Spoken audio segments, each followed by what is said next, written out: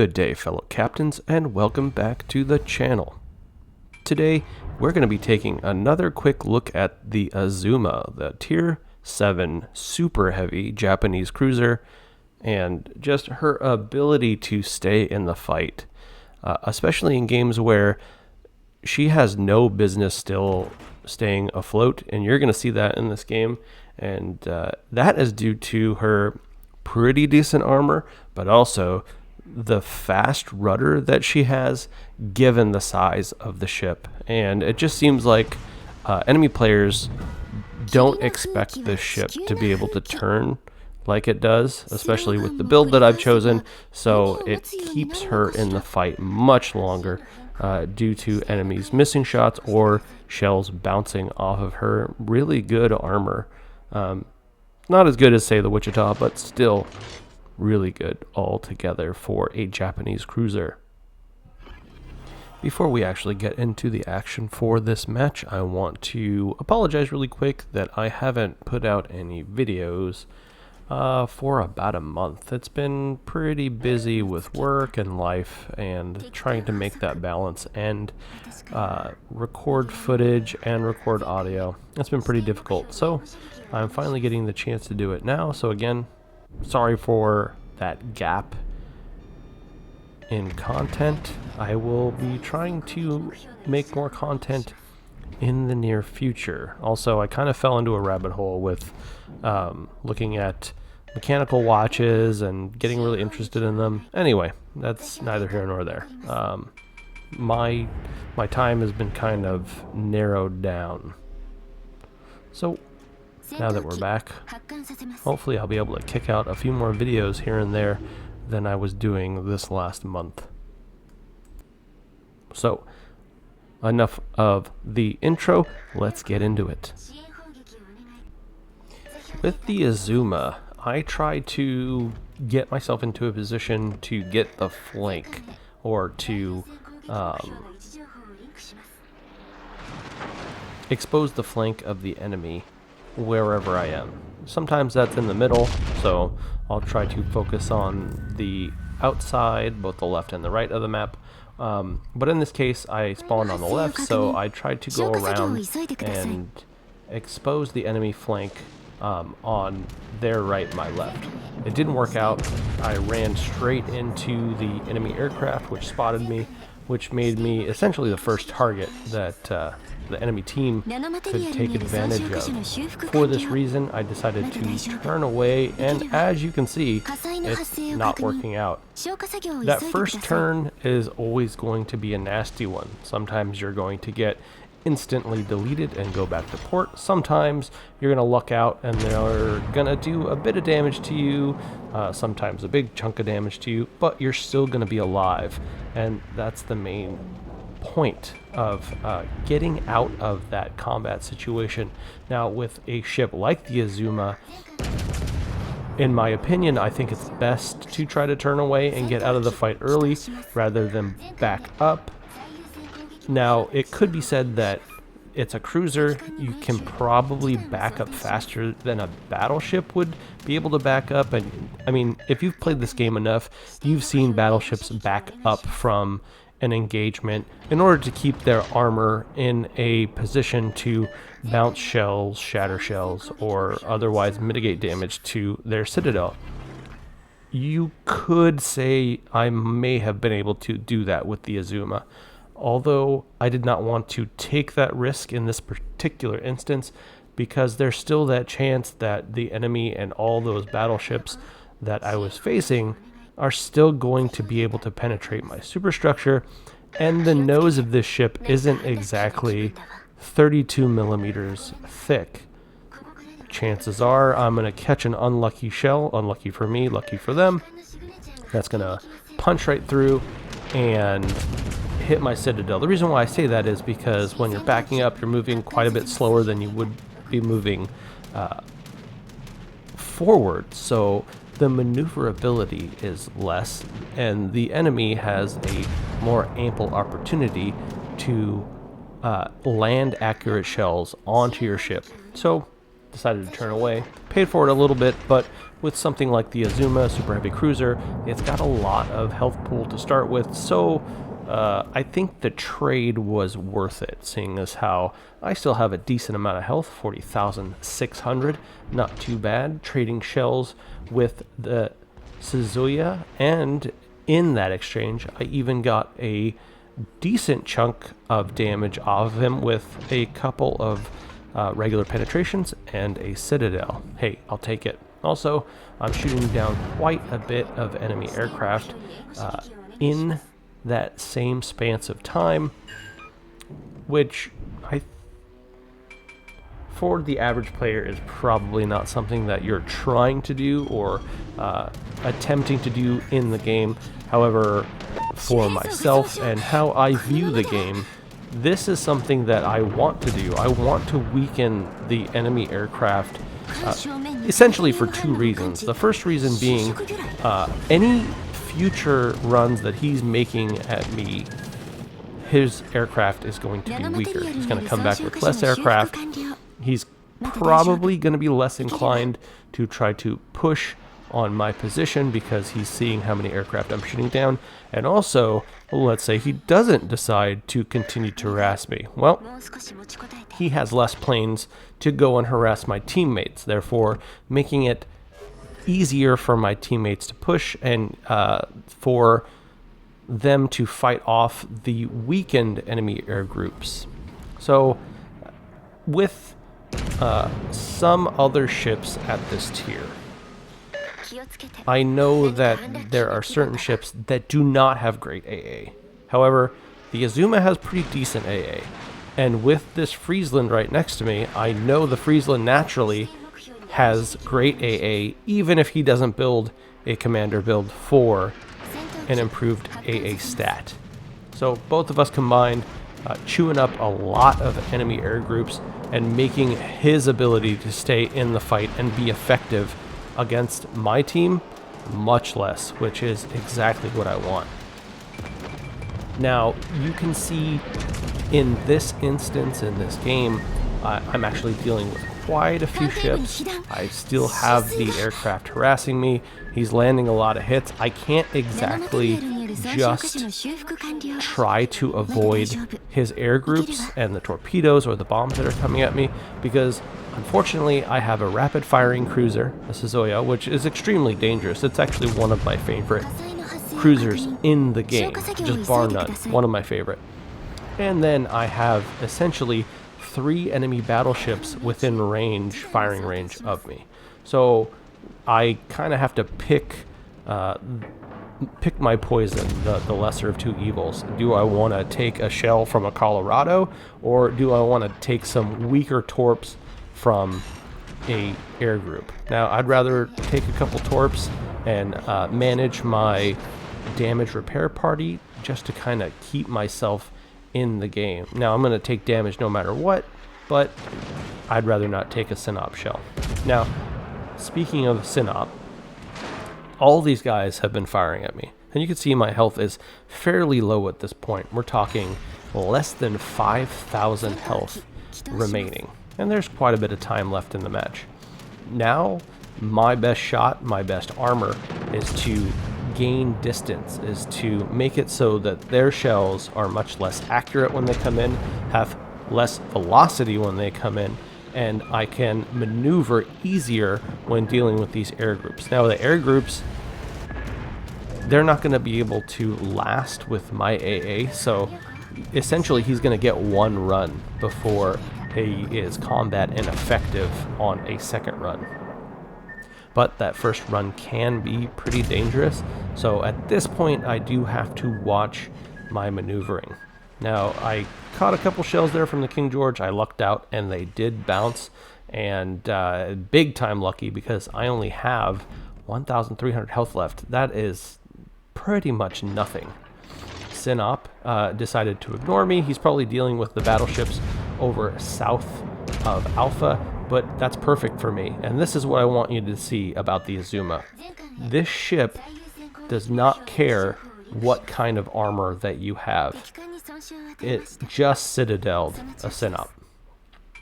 Now, to be fair, This build is designed to penetrate battleships. It is a AP pen build, but that's one of the things that I had mentioned when I first made my first Azuma video, is you do definitely have to watch out for this ship pretty much no matter what ship you're in, even a battleship. You definitely don't want to just ignore an Azuma and show full side. I understand, again, it's the lesser of two evils mentality. If it's between showing side to, say, my Azuma or an Alabama, I'd probably make that choice to show the side to the Azuma. There's less chance of a devastating strike just absolutely destroying my boat outright. However, it's something to keep in mind to maybe you should angle against both. I will say my placement in the map put him in a bad position. He was going to be showing side to somebody no matter what, because we had friends coming up from the middle of the map. Now, with the Azuma, its agility, its speed, I'm going to stay on the cusp.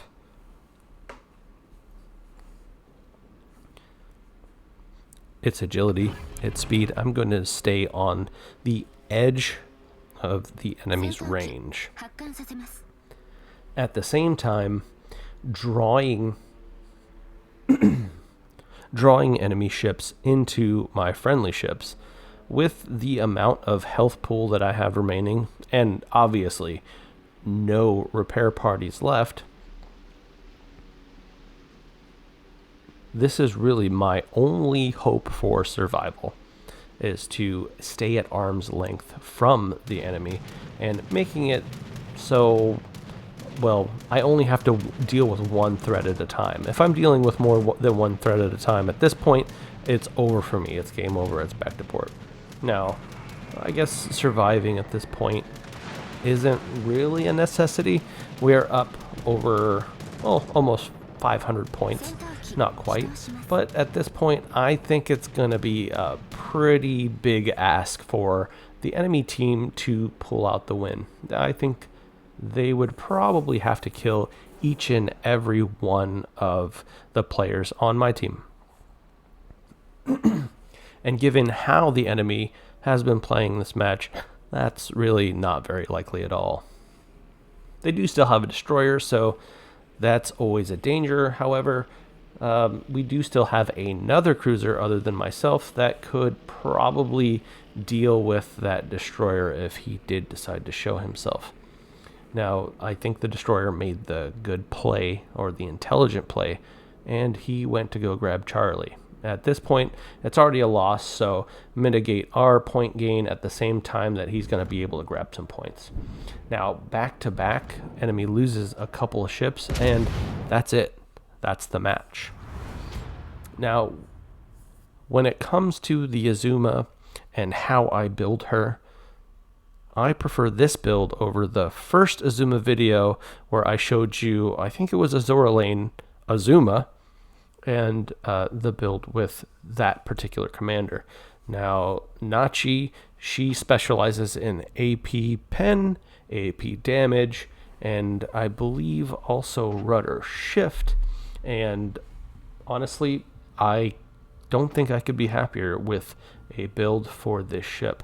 I've found that just out of sheer penetration against the enemy, that this ship slaps on another level that I don't think I've seen another tier 7 cruiser attain. Looking at the commander, you can see her base trait, faster than light, maximum cruiser speed, and rudder shift. Super important for the maneuverability of the ship, and we add on to that later with the inspirations. As far as the first skill, Ingenious, it's one that I usually pick. Cruiser gun traverse speed and incoming splash damage. Super important, especially with these guns that naturally turn a little slow, and you'll see why I picked that later when we look at the stats. Full speed ahead for the second, maximum cruiser speed increase, and a rudder shift time increase. Again, when we look at the stats of the ship, you'll see why those two things are so important. This ship, with its maneuverability and how big it is, it's very important. Deadly Assault. This is where it's at with this commander. Maximum ricochet angle of your cruiser AP shells. Guaranteed ricochet angle of your cruiser AP shells. Cruiser main gun AP shell damage and cruiser AP shell penetration multiplier. This is one of the reasons why I was able to penetrate the Synops armor and get to his citadel, is because of those skills right there. And it's all in one little chunk in the skill tree, and I just absolutely love this commander. I can't sing her praises more. For the next one, for the 4th skill, steer clear, rudder shift time and steering gear repair time. More for the steering gear, or for the rudder shift time, and less for the steering gear repair time. But you know, the steering gear repair time I'll take just in case my damage control is on cooldown. You could say take fixated, since this is a mainly gun build, and she doesn't have torps, but I would rather have that rudder shift time in order to get myself out of trouble. Next up, fully packed for the legendary skill, and cooldown for all consumables increased by 2%, consumable charges increased by 1, and cooldown time when you're near friends 20%. You could say buy the book would be a good choice, because it's, as you can see from the special skill, incoming damage for all cruisers when a friend's nearby, negative 20%, but I'd rather have extra consumables. When it comes to inspirations, we go back to the normal agile cruiser build. Azura Lane Baltimore and Azura Lane Rune, all about rudder shift with a little bit of gun traverse speed sprinkled in just for flavor. Now, with this particular build and using this ship, I think it's better than using Azura Lane Azuma. It's just from what I've experienced and the time that I've used it, I'd rather have that set. So survivability 52,000. The guns are where it's at though. So a reload time of 24 seconds and a gun turn time 180 turn time for your guns of 22 seconds. That means whenever you reload, your guns basically will already have turned, and you will be good to go to fire at another target if another target appears on the other side of your ship, left to right. As you can see, AA, this is what I was talking about, an overall of 88. So any air groups that are harassing you, they're not going to be there for very long. Maneuverability, 37.3 knots, pretty dang quick for this ship, and a rudder shift time of 3 seconds. Turning circle is pretty big, so you have to be careful near islands or friends. However, with that rudder shift and near open water, you are going to be dodging so many shots, you have no idea. With concealment, it's something that you're going to have to work around, since the detectability is roughly that of a small battleship, but she's basically a small battleship, so you just got to be careful about your placement on the map, and you will be a-okay, trust me. When I'm stacking all these skills on from the commander and the inspirations, it's getting that rudder down to 3 seconds. If those commanders weren't there, you're looking at a rudder shift time of, I don't even remember what it is naturally anymore, but probably 8 to 9 seconds, which is just, it's horrendous. You're so unmaneuverable. But with an agility build, you're looking at the ability to bluff. You're looking at the ability to trick the enemy into firing their guns when you're making one slight move, only to, once you see those shells come away from their gun barrels, turn the other direction, and hey, safe and sound. Now, as you can see from the armor is not, it's not spectacular. It's certainly not Wichita armor. The Wichita is just on another level when it comes to the armor around that ship, or say the Edinburgh. However, this isn't bad either. 27 millimeters. is not bad. I think it's 380s or something like that that plate can bounce if it's angled correctly. And a lot of battleships at that tier are going to have 380s. Well, Germans are anyway. Germans, Italians. So when it comes to engaging enemy battleships in this ship, really the only thing you have to worry about is 406s. And sometimes, as you can see, it has a 32mm icebreaker in that front. You can bounce 406 shells if they land in the proper spot. And there's a red plate in the back that can probably bounce a decent amount of shells, and pretty big ones at that, should you catch it right on that plate. Now that upper plate, the upper deck or the side plating on the nose, that's where you have to kind of be careful, especially when you are pushing around a corner and you run into a battleship at close quarters. They're going to punch right through your nose or right through your rear. Now you can see from the aft of the ship, it is rounded. So that very back part where that anchor is, they will be able to punch through that armor. Just something to consider when you are running this ship. If you enjoyed this content, consider subscribing. Leave a like, hit the notification bell for future content like this, and even comment down below letting me know any ships that you're interested in seeing a closer look at, any ships you're interested in seeing gameplay of, or even other games you might be interested in seeing.